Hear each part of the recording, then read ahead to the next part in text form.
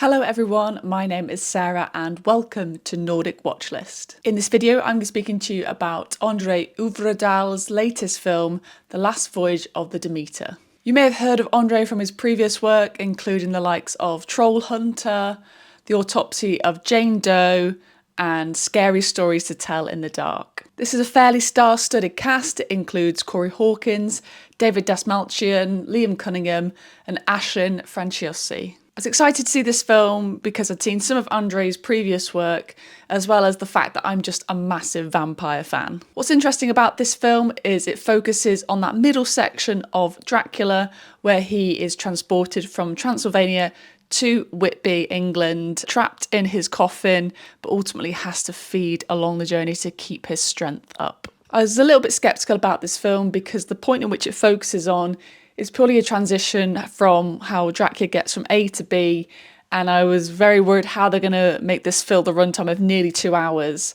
So going into it, I was worried because I thought, okay, we're just going to be stuck on a boat for 2 hours. And that pretty much is the most of the film. This very much becomes a naval story as opposed to a vampire story. It's just filling out a lot of the time with the backstory of these characters, how they end up on the ship, why they're on this trip as well. And it just kind of pads it out with their background. And there's a little bit of vampires obviously as well, but it keeps you waiting for that reveal of Dracula as he comes out in the middle of the night. The Last Voyage of the Demeter definitely gives a refreshing perspective on Dracula. This image of Dracula is a lot more creature-like. It's really focusing on the bat-heavy element of the character of Dracula, and I think it's an interesting one because we've not really seen a solely dedicated sort of focus on this kind of more animalistic style of a vampire. Typically they're a lot more sort of handsome and charismatic, sort of more human, whereas in this film they're definitely focusing more on those animal instincts and kind of, I have to survive this boat by drinking everyone's blood. So it's an interesting take, but I'm not sure it totally works. For the majority of the film, our vampire is mainly CGI, and I think this is a big downfall of the film. Because of the kind of bat-heavy focus, I know they're limited to what they can do practically.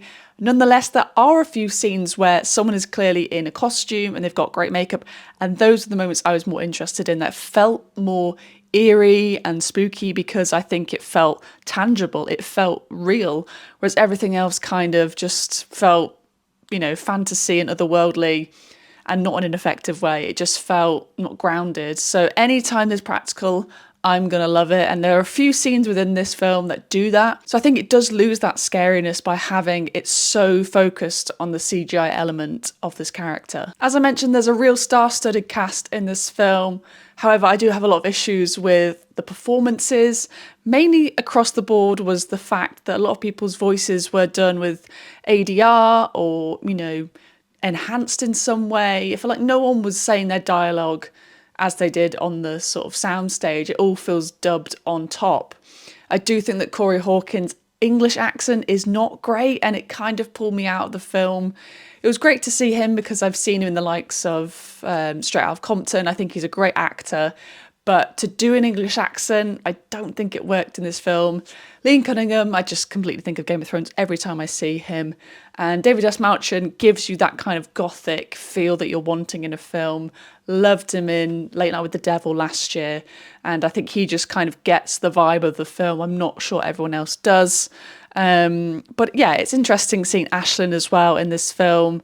I think she adds a great element to it, and the kind of social commentary of women at the time, the kind of the Navy reference to that as well. I thought that was a really refreshing look and kind of vampire lore, but also sort of the Navy story as well. So I think there's some interesting elements. I think they weren't handled in the best way, and I don't think the performances are excellent in this. I really wanted to love this film because, like I say, I'm a big fan of anything vampires or gothic, but I think it is doomed by the fact it focuses on such a small section of Dracula. It's limited to that. It's much more of a historical Navy story, and I think the CGI vampire does let it down. Have you seen The Last Voyage of the Demeter? If so, let us know your thoughts down below in the comments. To keep up to date with the latest reviews and recommendations, head on over to the website nordicwatchlist.com. Thank you so much for watching, and we'll see you very soon.